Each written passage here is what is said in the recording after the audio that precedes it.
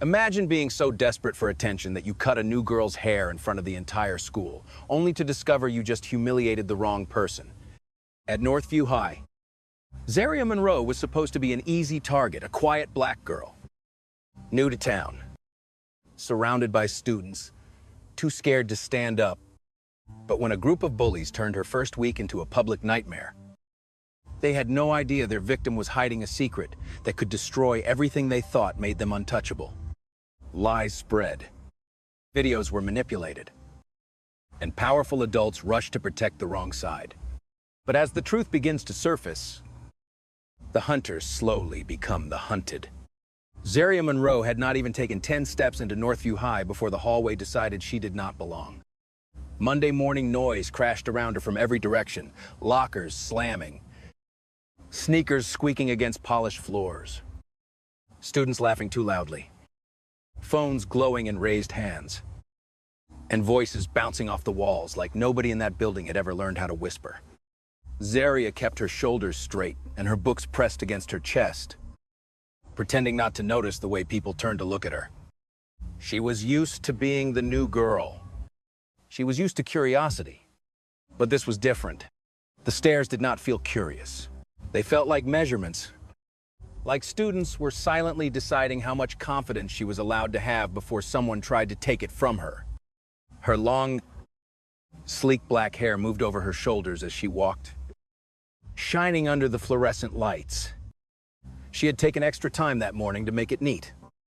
Not because she wanted attention, but because she wanted to feel in control. A new school, a new city, a new hallway full of strangers. At least her reflection that morning had looked like someone who could handle it. But 3 lockers down, Blake Harrington stopped laughing mid-sentence. He was leaning against a locker like he owned not only the hallway, but everyone breathing inside it. His orange and white varsity jacket stood out like a warning sign. Beside him, Tyler Knox was already holding his phone, always ready to catch someone else's worst moment. Mason Reed stood on Blake's other side, grinning before he even knew what was funny. Blake's eyes followed Zaria with the lazy confidence of someone who had never been told no long enough to believe it. "Well, look at that," he said loudly enough for the nearby students to hear. "Northview got royalty today." A few students laughed immediately. Others hesitated, then laughed too. Because at Northview, silence around Blake was dangerous. Tyler lifted his phone a little higher and started recording as Zaria passed the lockers. Mason tilted his head and smirked. "That hair is doing way too much," he said. "She walking to class or auditioning to be a princess?" More laughter broke out. Sharper this time. Zaria heard every word, but she did not stop. She had promised herself that morning she would not give anyone the satisfaction of seeing her shaken on day one. Then a girl stepped beside her. Quick but gentle. "You're looking for room 214, right?" she asked, holding a folded schedule in one hand. Zaria glanced over and saw Janelle Price, a girl with kind eyes and the tense expression of someone who had survived this hallway long enough to know where the traps were. "Yeah," Zaria said quietly. "Thanks." Janelle nodded toward the far end of the hall. "This way, and don't take the long route past Blake if you can help it." Zaria looked back for half a second. Blake was still watching her. Tyler's phone was still aimed in her direction. "Why?" Zaria asked, though she already knew the answer. Janelle lowered her voice. "Because around here, if Blake notices you, he makes sure everyone else does too." Zaria's jaw tightened, but her voice stayed calm. "I'm not trying to get noticed." Janelle gave a sad little laugh. "That doesn't matter to him." They walked past a row of trophy cases filled with smiling team photos and gold plaques. Blake's face appeared in more than one of them. Northview had not just allowed him to become powerful. It had framed his arrogance behind glass and called it school pride. Zaria understood the message immediately. Blake was not just another bully. He was protected by popularity. And people who preferred a winning team over a decent student body, behind them. Mason muttered something about Zaria, thinking she was special. Zaria stopped for the first time. Not fully just enough for her words to cut through the noise without looking like a performance. "I'm not trying to be special," she said. "I just don't shrink for people who need an audience to feel tall." The hallway went quiet in a strange, sudden ripple. Janelle's eyes widened. Tyler's phone froze in place. Mason's grin disappeared. And Blake smiled, not because he was amused, but because he had just decided she had embarrassed him.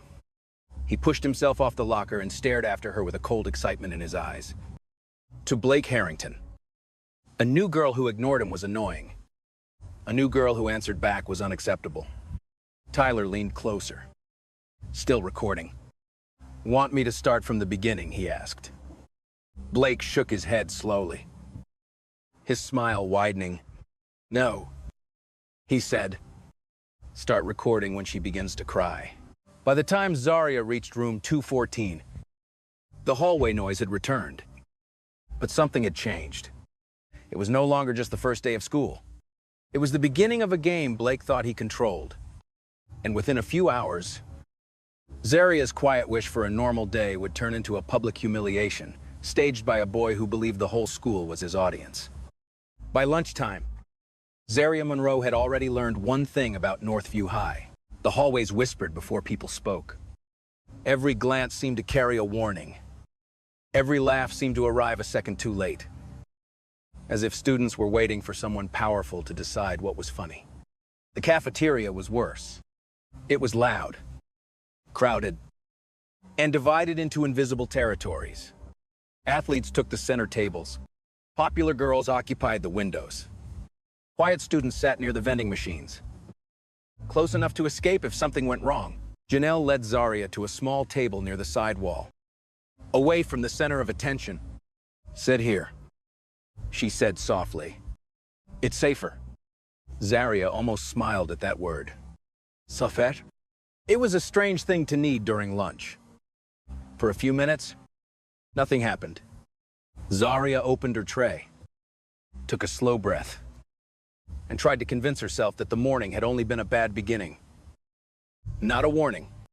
Janelle talked about teachers, class, and which stairwell to avoid. When the basketball team crowded it after practice, Zaria listened, but she could feel eyes on her from across the cafeteria.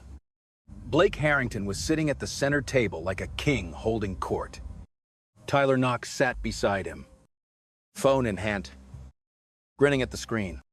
Mason Reed kept glancing towards Zaria, waiting for the signal. Then Blake stood. The noise around his table shifted immediately. A few students looked down at their food. Others turned their phones towards Zaria before anything had even happened. Blake walked through the cafeteria with Tyler and Mason beside him, moving as if the room had been built for his entrance. Mason reached Zaria's table first. He did not say a word. He simply bumped the edge of the table hard with his hip, sending Zaria's tray sliding forward. Her milk tipped over, splashing across her skirt and the front of her shirt. Food scattered onto the floor. The cafeteria gasped, then laughed. Tyler lifted his phone instantly. "Oh no," he said in a fake, concerned voice. "Looks like the new girl had a little accident." His camera moved closer, catching the milk dripping from Zaria's clothes, catching Mason's grin, catching the exact second her hands tightened into fists under the table. Janelle shot up from her chair. "You did that on purpose," she snapped. Mason raised both hands, pretending innocence. "Relax." Tables move. Blake stepped forward with a stack of napkins, his face arranged into a cruel imitation of politeness. "Here," he said. "Let me help you." Zaria looked at him, then at the napkins. The whole cafeteria seemed to lean in. When she reached for them, Blake dropped the napkins onto the dirty floor at her feet. A wave of laughter rolled through the room. "Oops," he said. "Guess you'll have to pick them up." Janelle moved toward him, furious. But Zaria caught her wrist and shook her head once. "Not here. Not like this." Blake wanted a scene. He wanted anger. He wanted proof that the new girl was unstable. Zaria stood slowly, milk clung to her shirt. Her tray was ruined. Her first lunch at Northview had become entertainment for people too, scared to look away. Blake leaned closer, lowering his voice just enough to sound personal while still letting nearby students hear. "At Northview," he said, "new people learn their place." For the first time since he arrived, Zaria looked him directly in the eyes. She did not shout. She did not cry. Her voice was calm, and that made it cut deeper. And cowards always need a crowd to feel strong. The cafeteria went silent. Not quiet. Silent. Even Tyler's grin twitched. Mason stopped smiling. Blake's face hardened, because the laughter had vanished too quickly. And for one ugly second, everyone had seen him clearly. Not as a leader. Not as a star. Just a boy who needed witnesses to feel powerful. Zaria picked up her bag, not the napkins, and walked away with Janelle beside her. Behind them, Blake stood frozen, humiliated in the very room he thought belonged to him. But Tyler had already found a way to twist the moment by the final bell. An edited video was spreading through Northview's private student group. It showed Zaria standing up with anger in her eyes, her clothes soaked, her fists clenched. It cut out Mason hitting the table. It cut out Blake dropping the napkins. It cut out everything that mattered. Under the video, Tyler wrote one sentence: "New girl thinks she owns Northview." By the end of the day, thousands of views had turned Zaria from victim into villain. And Blake was no longer satisfied with making her embarrassed once. He wanted her to feel afraid every single time she walked through the doors of Northview High. The next morning, Zaria Monroe understood that the video had traveled faster than the truth ever could. Before she even reached English class, the whispers started. They followed her down the hallway in broken pieces. That's her, the cafeteria girl. She really snapped. Drama queen. No one said it directly to her face. That would have required courage. Instead, they hid behind lockers, phones, and half-covered smiles. Zaria kept walking, but every step felt heavier than the last. Yesterday, Blake had spilled milk on her clothes and humiliated her in front of half the school. Today, Tyler's edited clip had done something worse. It had changed the story. It had turned her pain into evidence against her. When Zaria entered English class, the room shifted. Conversations dropped into murmurs. A few students looked down at their desks too quickly. One boy near the windows whispered "drama queen" under his breath. And two girls behind him laughed like they had not already watched the same fake video 10 times. Janelle Price was already seated near the back, her expression tight with worry. She waved Zaria over. But Zaria could feel Blake Harrington watching from across the room. He leaned back in his chair with that same lazy confidence, like the class was just another stage, and he had already written everyone's lines. Tyler sat beside him, phone flat on his desk, thumb hovering over the screen. Mason Reed looked nervous but excited, the way weak people looked when someone cruel gave them permission to feel important. Ms. Elaine Carter walked in carrying a stack of novels and immediately sensed something was wrong. She was not blind to tension. She had taught long enough to know when a classroom was pretending to be normal.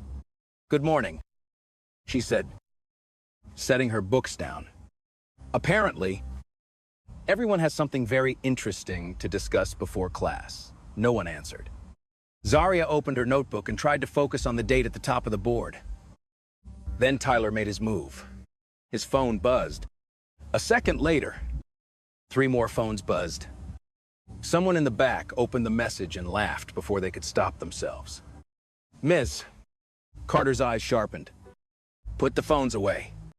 Now." The laughter died, but not fast enough. "What is going on?" she demanded. Tyler raised one hand with fake reluctance. "Miss Carter, it's just, there was a situation yesterday." Blake stood before anyone asked him to. "Zaria threatened us in the cafeteria," he said smoothly. "We tried to help after she spilled her tray." But she got aggressive. The lie came out so easily that Zarya almost forgot to breathe. Mason nodded quickly. Yeah, she was yelling at Blake. Everybody saw it. That's not true, Zarya said, her voice tight. Mason hit the table on purpose. Blake dropped napkins on the floor to humiliate me. Tu l'as filmé. Blake turned toward her with perfect outrage. See, this is what I mean. She twists everything. Zarya tried again, but Blake kept speaking over her, louder each time, forcing her words to disappear under his Ms. Carter raised a hand, one at a time, but the damage was already happening. Tyler walked to the front and showed her the edited clip. It began after the spill. It showed Zarya standing, soaked and angry.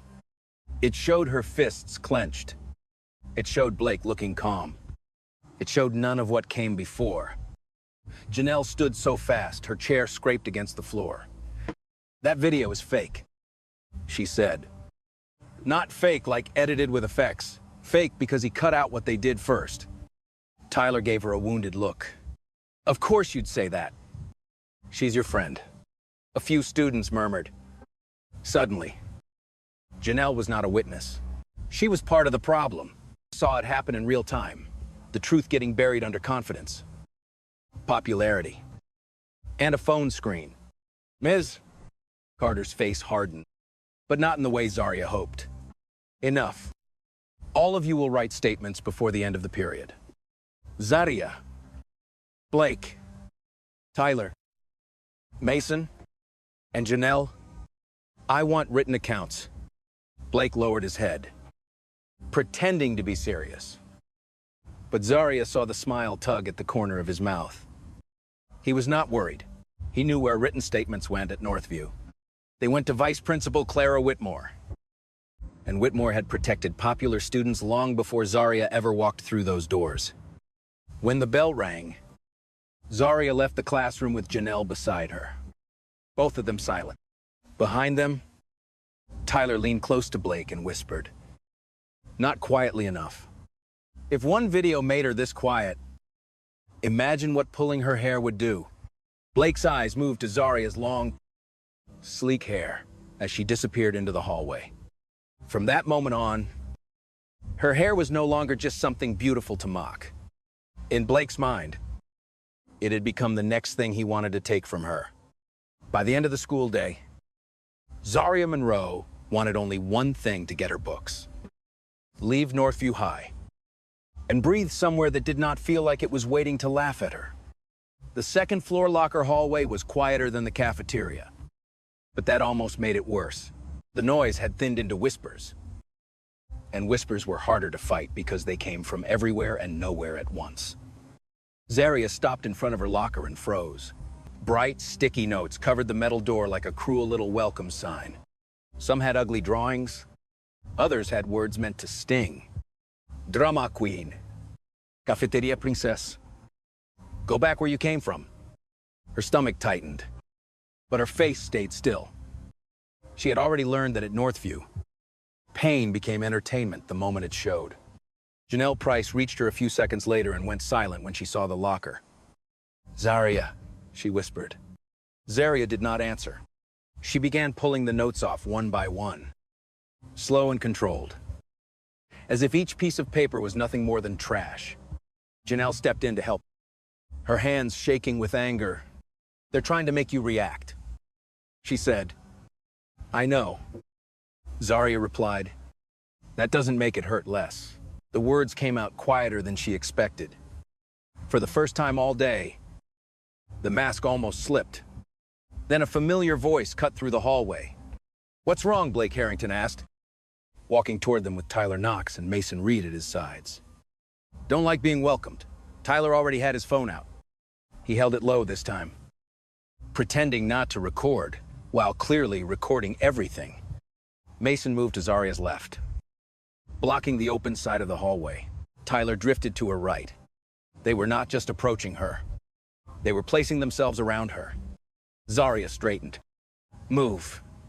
Blake smiled. That's not very friendly. He stepped closer.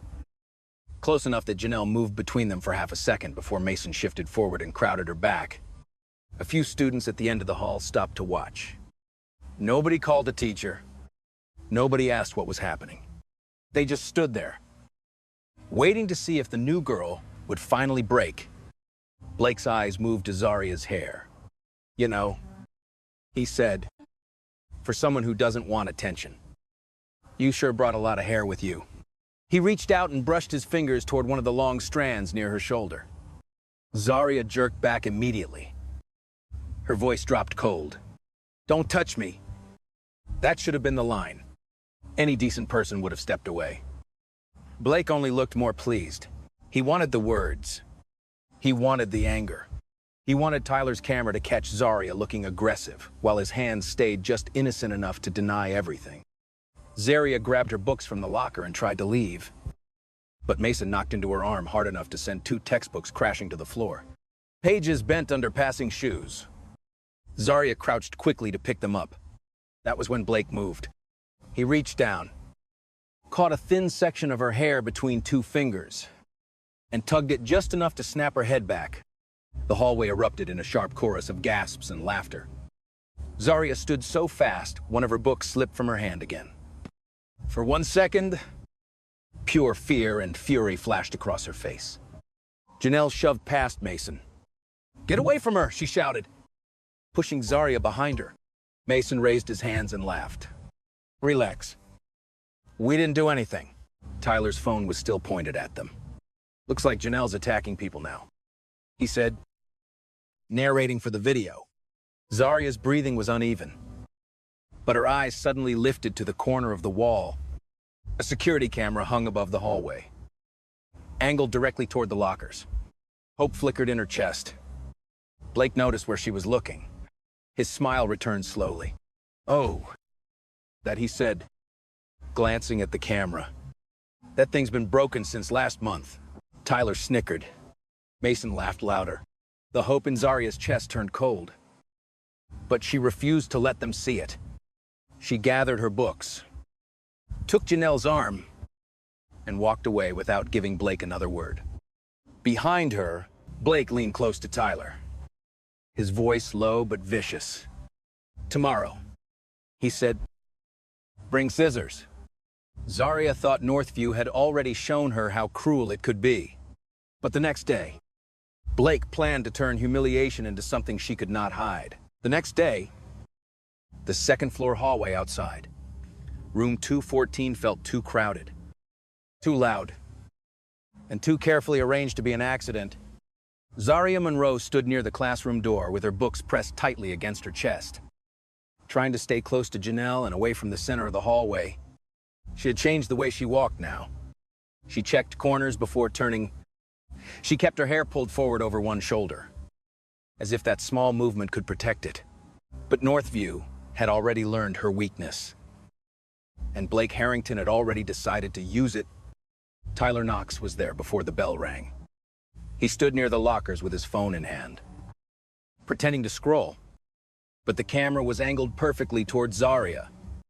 Mason Reed moved through the crowd holding a half-full cup of water, his grin too obvious to hide. Janelle saw him first.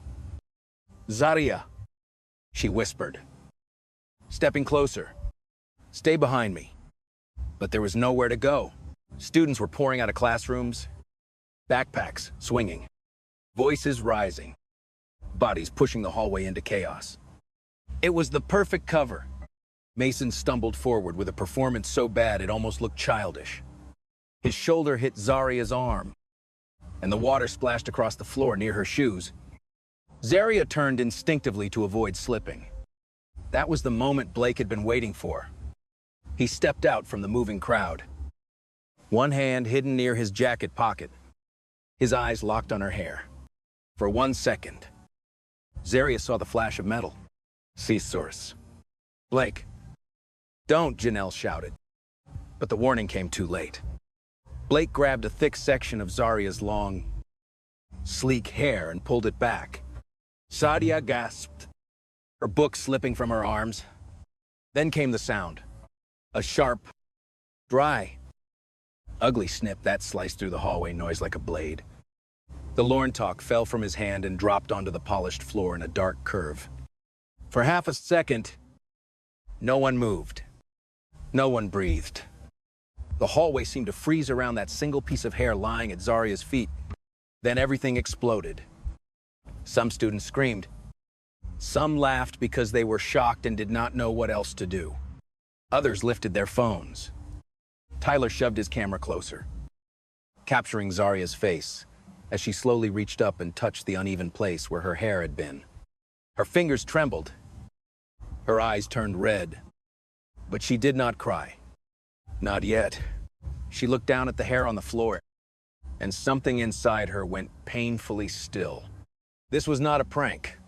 This was not teasing. This was not high school drama. Blake had touched her body, taken something from her, and displayed it like a trophy in front of everyone. Janelle shoved Mason away and stepped toward Blake. Furious. "You coward!" she shouted. "You had to trap her just to feel strong." Mason laughed nervously.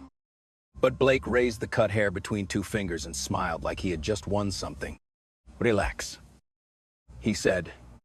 "It grows back." Tyler zoomed in on Zarya's reaction. Hungry for the moment she would finally break.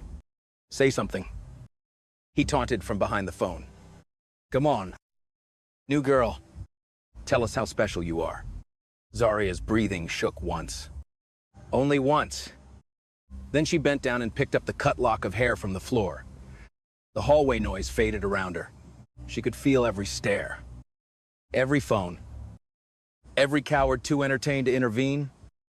At the far end of the hallway, a quiet student no one had noticed stood partly hidden near a bulletin board, holding a phone of their own. Unlike Tyler, they had recorded from the beginning. They had caught Mason moving into place. They had caught Blake reaching for the scissors before the water hit the floor. They had caught the truth. Blake did not know that. He only saw Zarya standing in front of him, holding the hair he had cut, her face calm in a way that made his smile falter. She lifted her eyes to him. Her voice was low, steady, and sharp enough to silence the students closest to her. "You just made the biggest mistake of your life." For the first time, Blake's grin weakened, but only for a second. Then he laughed. Because boys like Blake believed money could erase anything, even a hallway full of witnesses. He believed his family's name could buy silence from students, teachers, and administrators alike. But Zarya no longer looked afraid. And the school had no idea that the girl Blake had chosen to humiliate was connected to the one man powerful enough to tear Northview's secrets wide open. Zarya Monroe was not taken to the nurse. She was not asked if she was hurt. She was not even given a quiet place to breathe. Instead, 10 minutes after Blake Harrington cut her hair in the hallway, she was sitting in Vice Principal Clara Whitmore's office like she had somehow become part of the problem. Her books rested on her lap, one hand gripping the uneven lock of hair Blake had left behind. Janelle sat beside her, still shaking with anger. Across the room, Blake leaned back in his chair with his ankle resting over one knee, pretending to look ashamed, but failing to hide the small smile at the corner of his mouth. Tyler held his phone against his chest, like evidence waiting to be used. Mason stared at the floor, but every few seconds he glanced at Blake for instructions. Vice Principal Whitmore sat behind her desk, fingers folded neatly, expression cold and polished. Coach Ellis stood near the window with his arms crossed, wearing the irritated look of a man whose star player had been inconvenienced by consequences. "Let's not turn this into something bigger than it needs to be," Whitmore began. Zarya looked up slowly. Bigger. A boy had grabbed her hair and cut it in front of half the hallway. Students had filmed her humiliation. And somehow the first adult in the room was already trying to make the truth smaller. Blake leaned forward and sighed. "I know it looked bad," he said, his voice soft and rehearsed. "It was stupid. I shouldn't have joked around like that." Janelle snapped. "Joked? You cut her hair?" Whitmore lifted a hand. "Janelle, you will have your turn." Coach Ellis cleared his throat. Blake is under a lot of pressure right now.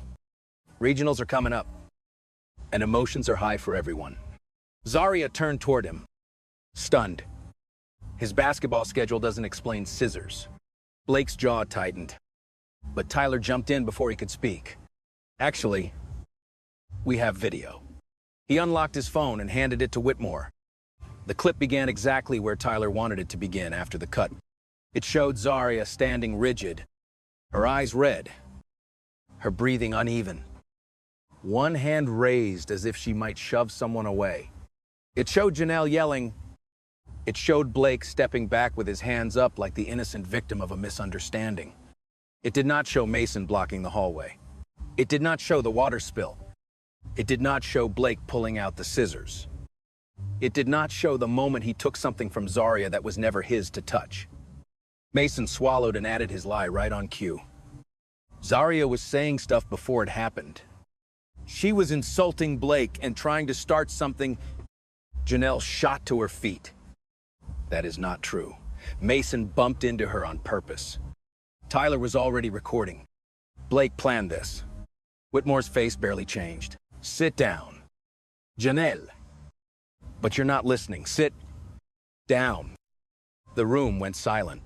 Janelle sat, humiliated by the sharpness in Whitmore's voice. Zaria felt something cold settle inside her. This was not confusion. This was not poor judgment. This was protection.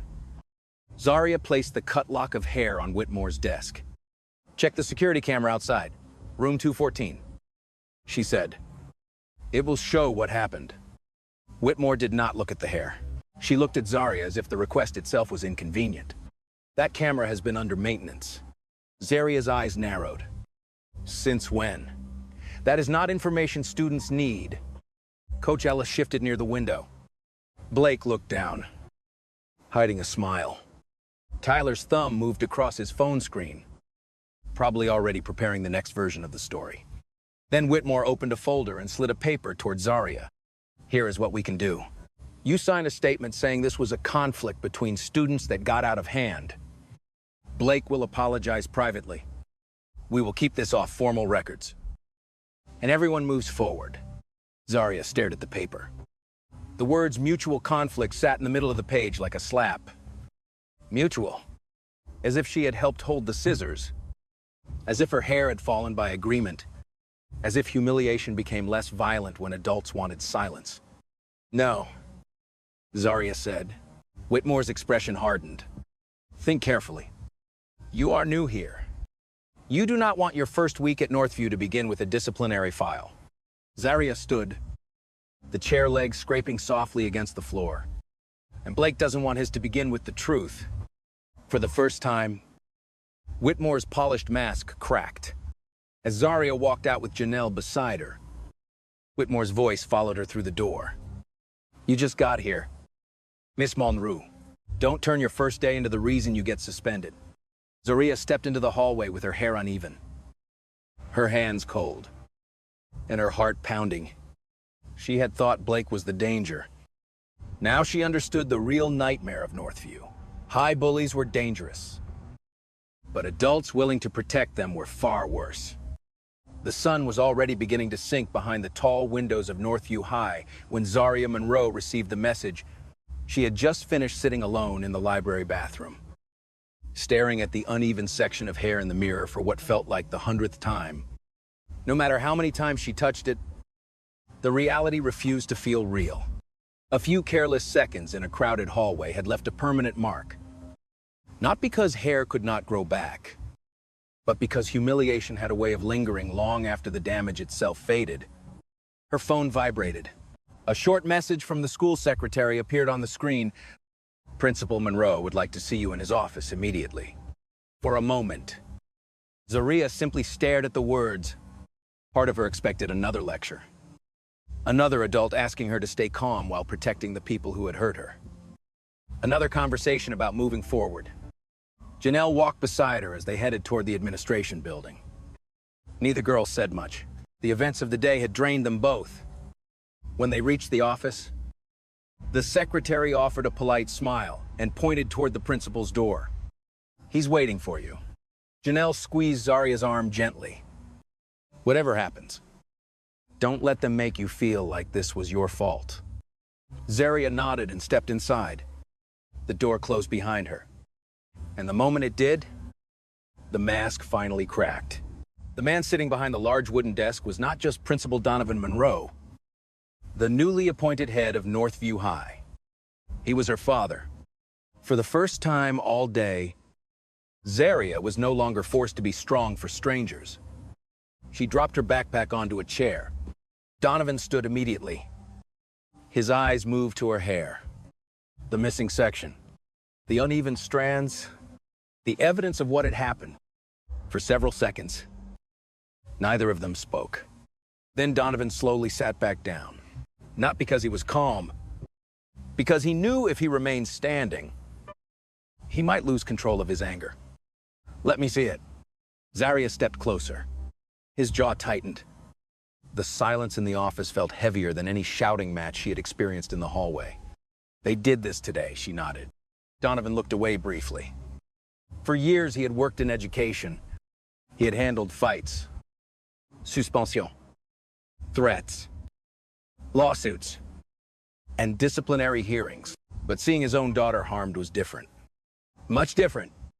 "I can suspend Blake Harrington before tomorrow morning," he said quietly. The words came out instantly, like the decision had already been made. But Zaria shook her head. "No." Donovan frowned. "No, I don't want that." His eyes widened slightly. "Zaria, that boy assaulted you." "I know." "Then why are you protecting him? I'm not..." She sat across from him. For a moment, she looked older than 16. Older than any teenager should. "If Blake gets punished tomorrow, everyone will say it's because I'm your daughter." Donovan remained silent. She continued. "They'll say I used you. They'll say the rules changed for me. They'll say none of it would have happened if I wasn't the principal's kid." Her voice became firmer. "I want evidence. I want the truth. I want them exposed because they're guilty. Not because I'm related to you." For several seconds, Donovan studied her face. Then slowly, he nodded. The anger remained, but something else appeared beside it. Respect. His daughter was refusing the easiest path. She wanted justice, not revenge. Fair enough. He leaned back in his chair. But when he spoke again, his voice had changed. Less like a father, more like a man putting together pieces of a puzzle. "You know why I came to Northview?" Zaria frowned. "You said it was a good opportunity." A humorless smile crossed Donovan's face. "That's what I told everyone." He opened a desk drawer, then pulled out a thick file, much thicker than Zaria expected. He dropped it onto the desk. The sound echoed through the office. "What is that?" Donovan opened the file. Inside were reports, emails, student complaints, witness statements, pages and pages of documents. "These are bullying complaints." Zaria stared. "There are dozens, more than dozens." Donovan nodded. "They go back years." Her stomach tightened. Years. Most were ignored. He flipped another page. Some disappeared. Another page. Some were rewritten. Another page. Some students transferred. Another. Some simply stopped reporting anything. The room suddenly felt colder. Why Donovan closed the folder? Because someone made sure the right students never faced consequences. The realization hit Zaria immediately.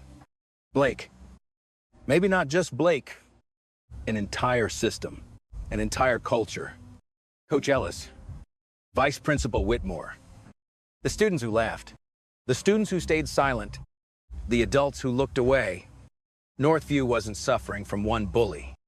Northview had been protecting bullies for years. Donovan's expression darkened. "I accepted this position because district investigators kept receiving anonymous complaints. They suspected records were being buried. They suspected disciplinary reports were disappearing. They suspected favoritism. And now," his eyes moved to Zaria's damaged hair. "Now, I know they were right."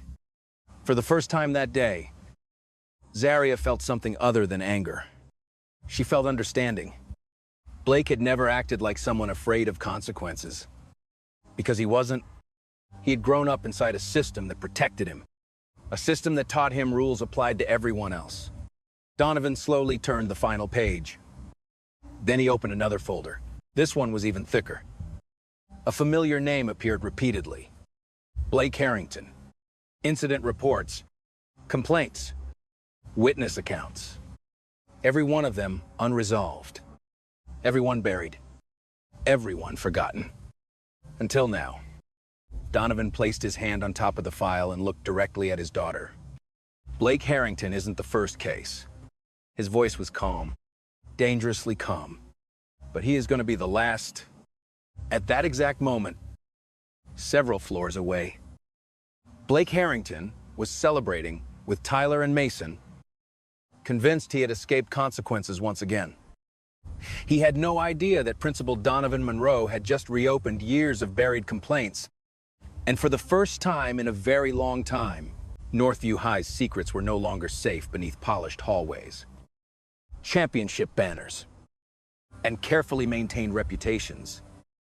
After the final bell, Northview High looked peaceful from the outside. The hallways were nearly empty. The trophy cases shone under soft lights. And the championship banners hung perfectly still above the gym entrance. But inside the security room, the air felt ready to snap. Principal Donovan Monroe stood behind Mr. Alvarez, the school's new IT technician. Watching the camera system load on a dusty monitor, Vice Principal Clara Whitmore stood near the door with her arms folded, her lips pressed into a thin line. Coach Ellis hovered beside her, already irritated, as if being asked to look for evidence was more offensive than what had happened to Zaria. I was told the camera outside room 214 was under maintenance. Donovan said. Whitmore answered too quickly. That is correct. Technical services confirmed it.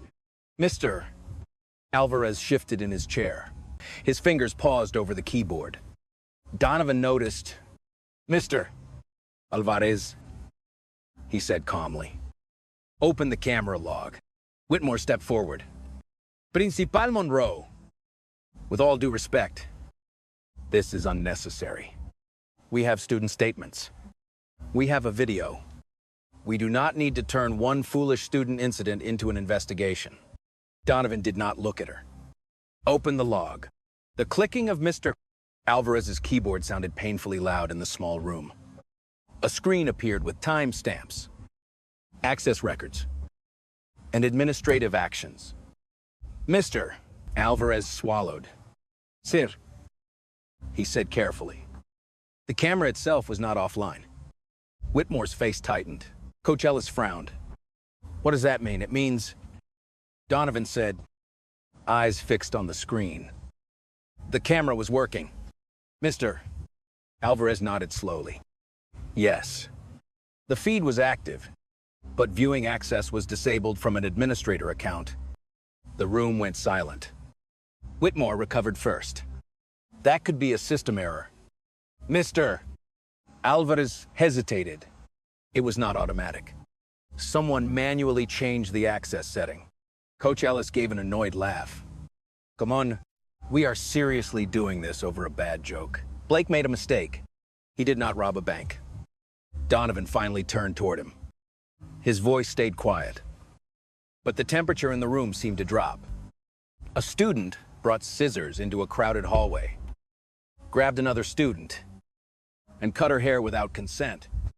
If you call that a joke, Coach, then you are part of the problem I was hired to fix. Coach Ellis looked away. Whitmore's expression sharpened. Hired to fix. Donovan let the question hang for a second, then turned back to the monitor. Recover the footage. Mr. Alvarez worked quickly now, though his hands were tense. Folder after folder appeared on the screen. The main file from the hallway camera had been moved, then renamed, then hidden under a maintenance directory. Someone tried to bury it. Alvarez whispered. Whitmore said nothing. Donovan leaned closer. Can you restore it? I can try. Seconds passed. Then minutes, the screen flickered. A video window opened. The hallway outside room 214 appeared. At first, it looked ordinary. Students moving between classes. Zaria standing near the door with books in her arms. Tyler already positioned with his phone angled toward her. Mason moving through the crowd with a cup of water. Blake waiting near the lockers. One hand tucked near his jacket pocket. Donovan's jaw tightened. The footage continued. Mason stepped into Zaria's path. The water spilled. Zaria turned to avoid slipping. Blake moved instantly. His hand came out. The scissors flashed. He grabbed Zaria's hair and cut. There was no confusion. No mutual conflict. No accident. No joke. It was planned. Whitmore's face lost color. Coach Ellis stared at the monitor. Silent for the first time all afternoon. Mr. Alvarez clicked to another angle. The hallway camera had caught Tyler filming before anything happened. Mason had clearly created the distraction. Blake had clearly carried the scissors. Donovan did not speak for several seconds. He watched the clip once, then again. Then he looked at the file name in the directory. Maintenance backup. He read aloud. Mr. Alvarez nodded. That is where I found it. The system makes automatic backups. But someone renamed the file so it would look like routine maintenance data. Donovan turned slowly toward Whitmore. She lifted her chin. I was not aware of that. Interesting. Donovan said. His voice was calm enough to be terrifying. Whitmore's hands tightened around the folder she was holding. Donovan stepped away from the monitor and faced her fully. Then tell me, he said. Who ordered the camera access to be disabled? No one answered. But the question had already done its damage. Because the investigation was no longer only about Blake Harrington cutting Zaria's hair. It was about who had protected him, who had hidden the proof, and how many adults at Northview High had built their careers by keeping the truth out of sight. By the next morning, Blake Harrington no longer looked like a boy in trouble. He walked through Northview High with his shoulders loose, his chin lifted, and the same arrogant smile that had made half the school afraid to cross him. The footage had been found. The truth was no longer hidden. And still, Blake acted as if none of it mattered. Because in his world, proof was only dangerous when it was stronger than money. Inside a small conference room near the front office, Principal Donovan Monroe sat across from Blake's parents. Richard Harrington arrived in a tailored suit. Not with apology, but with irritation. His wife, Margaret, sat beside him, her expression cold and offended, as if Northview had insulted their family by holding their son accountable. Blake sat between them, quiet but smug. Vice Principal Whitmore stood near the wall, and Coach Ellis hovered by the window, both watching Donovan carefully. Richard Harrington did not waste time. My son made a childish mistake, he said, but I will not allow this school to destroy his future over a moment of poor judgment. Donovan's eyes did not move. He cut a student's hair with scissors in a crowded hallway. That was not poor judgment. That was an assault. Margaret leaned forward. Blake is 17. Teenagers do stupid things. Teenagers also face consequences. Donovan replied. Richard's jaw tightened. Then the polite mask disappeared. Let me be clear. The Harrington Foundation funds this school's new gym renovation. If my son is suspended, that donation disappears immediately. The room went still. Coach Ellis shifted first. Principal Monroe, maybe we should consider what is best for the whole school. Regionals are next month. Blake is our captain. If we lose him, the team loses everything. Whitmore nodded carefully. A private apology may be more productive than a public punishment. We should avoid unnecessary damage to Northview's reputation.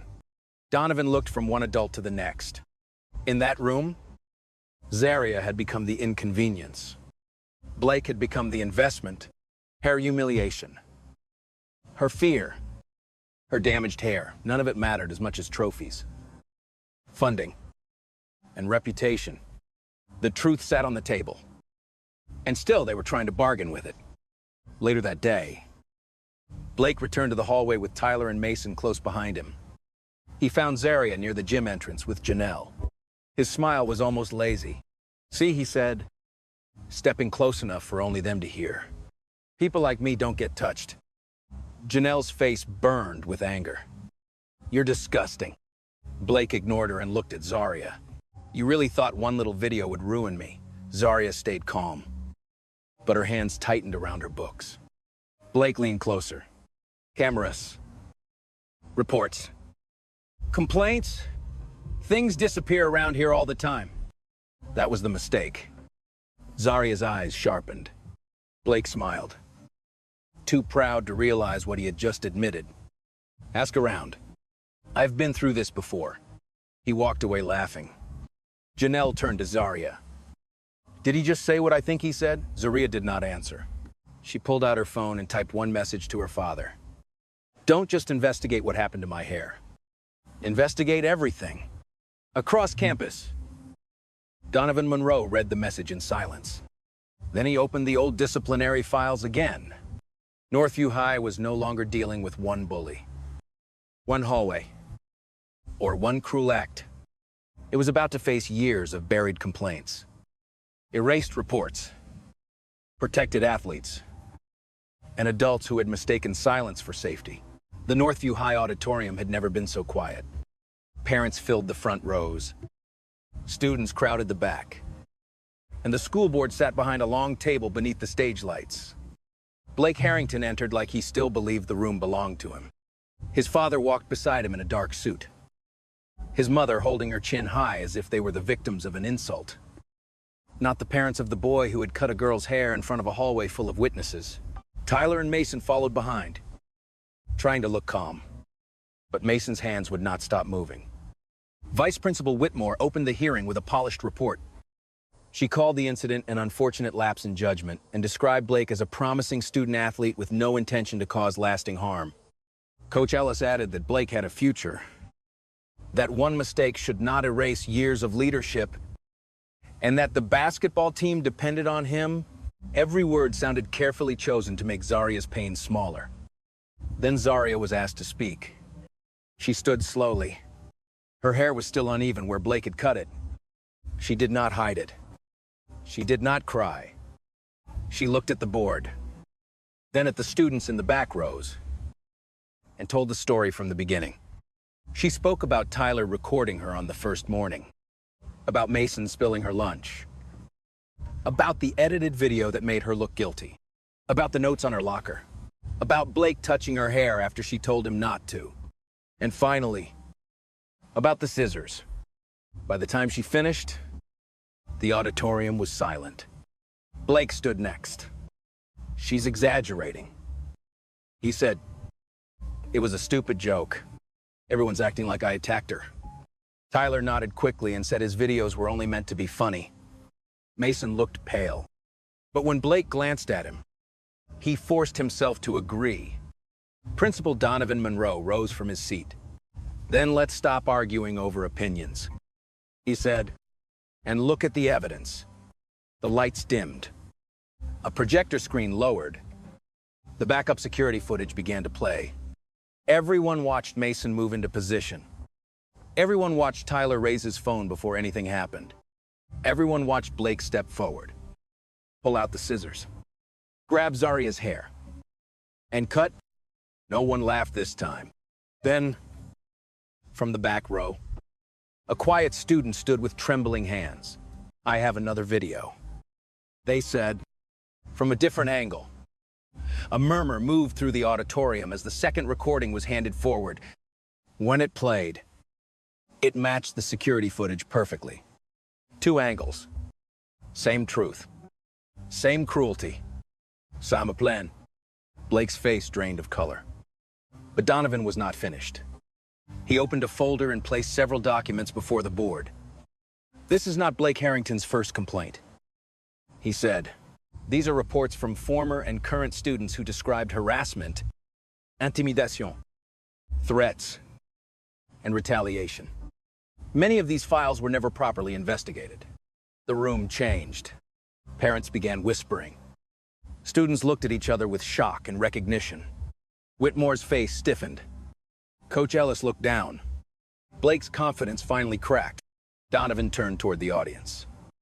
His voice steady. There is one more truth everyone needs to know. He paused. Zaria Monroe is my daughter. A stunned silence swallowed the auditorium. But the real shock was not her last name. It was that Zaria, the girl Blake had tried to humiliate, had not used power to destroy him. She had waited for the truth to do it. The school board meeting room felt smaller than the auditorium, but the tension inside it was much heavier. The hearing had ended. The audience had been dismissed. And now the people with power sat around a polished table pretending they still had choices. Blake Harrington sat between his parents, no longer smiling. Tyler kept his eyes fixed on the floor. Mason looked like he wanted to disappear. Vice Principal Whitmore sat stiffly near the end of the table, her face pale but controlled. Coach Ellis stood behind his chair with his arms crossed. Though his confidence had already cracked, Richard Harrington was the first to attack. This entire process is compromised, he said sharply. Principal Monroe failed to disclose that the girl involved is his daughter. That is a conflict of interest, and I will make sure the district hears about it. Margaret Harrington nodded beside him. Our son was ambushed by a biased administration. Donovan Monroe did not flinch. He opened a folder and placed copies of the evidence on the table. Every piece of evidence presented tonight was collected before Zaria's relationship to me was disclosed. The backup camera footage came from the school security system. The second video came from an independent student witness. The prior complaints were already in district records before I became principal. He looked directly at Richard. This is not bias. This is documentation. The board members exchanged quiet looks. There was no clean way out now. The truth had been seen by parents, students, staff, and the board itself. Blake had not made one careless mistake. He had planned the humiliation, carried it out, lied about it, and benefited from adults who had tried to protect him. The chair of the board finally spoke. Blake Harrington would receive a long-term suspension, and the case would be referred to the proper authorities because the act involved physical contact, intimidation, and the use of scissors against another student. Blake's mother gasped as if consequences were a form of cruelty reserved for other families. Blake stared at the table, his face blank. Then, Tyler's punishment was announced. He would face serious disciplinary action for recording, editing, and distributing humiliating videos designed to distort the truth and target another student. Mason would be suspended and required to complete a behavioral restoration program before returning. For the first time, Mason looked at Zaria not with mockery, but with shame. Whitmore's turn came next. The board announced that she would be suspended pending investigation for mishandling reports, pressuring a student to sign a false statement, and failing to preserve evidence. Her lips parted slightly, but no defense came out. Coach Ellis was removed from his coaching position for using athletic status and school reputation to pressure administrators into protecting a student who had violated another student's safety. Blake finally looked up. His eyes found Zaria across the room. There was no grin now, no crowd behind him, no phone recording her pain. For the first time since she had arrived at Northview, Blake looked like someone who understood the floor could fall out from under him too. His expression almost asked for mercy. But Zaria did not give him the satisfaction of seeing hatred on her face. She stood quietly. "I don't need you destroyed," she said. "I need you stopped. I need you to never be allowed to destroy someone else and call it a joke." No one spoke. That sentence landed harder than anger would have. Blake looked down again. Everyone thought the story had reached its ending. The bully was punished. The adults who protected him were exposed, and the evidence had won. But Zaria knew punishment alone could not heal a school that had spent years teaching students to stay silent. Before leaving the room, she turned to the board. "I want to speak to the entire school tomorrow morning." Donovan looked at his daughter, then nodded once. Justice had finally arrived at Northview High. But Zaria understood something deeper. If the culture did not change, another student would eventually sit where she had sat, holding the pieces of something stolen from them while adults asked them to stay quiet. A few weeks later, Zaria Monroe returned to the Northview High auditorium without hiding the truth of what had happened to her. Her hair was styled differently now, shorter in one section, shaped with care instead of shame. She had stopped trying to cover the uneven place Blake had left behind, because she no longer wanted to carry his cruelty as something secret. When she stepped onto the stage, the entire school was already seated. The same students who had once laughed in the hallway now watched in silence. Some looked guilty. Some looked uncomfortable. Some looked relieved that someone was finally saying what they had never been brave enough to say. Janelle Price sat in the front row, her eyes full of pride. Principal Donovan Monroe stood near the side of the stage, not as Zaria's shield, but as the leader of a school that had been forced to face itself. Zaria walked to the microphone and looked out at Northview. For a moment, she saw everything again. Tyler's phone, Mason's shove, Blake's scissors, the lock of hair on the floor, the laughter that had followed like a second wound. Then she took a breath. "My hair will grow back," she said. "But what happened in that hallway will not disappear just because people want to move on." The auditorium stayed completely still. I was told not to make it bigger than it needed to be. I was asked to sign a paper that made my pain look like a misunderstanding. I was expected to stay quiet so the school could stay comfortable. Her voice grew stronger. "But I am not the only one. Some of you were bullied and told to ignore it. Some of you reported things and watched nothing happen. Some of you laughed because you were scared not to. And some of you stayed silent because Northview taught you silence was safer than truth." Several students lowered their heads. In the middle rows, a few former victims looked at one another with tears in their eyes. Zaria was not speaking only for herself anymore. She was speaking for every student who had learned to shrink so someone else could feel powerful. When she stepped back, Donovan moved to the microphone. His voice was firm. "Starting today, every bullying report will be stored through an independent system.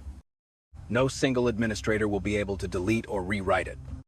Security camera access will require multiple approvals. And any attempt to disable footage will trigger an automatic review.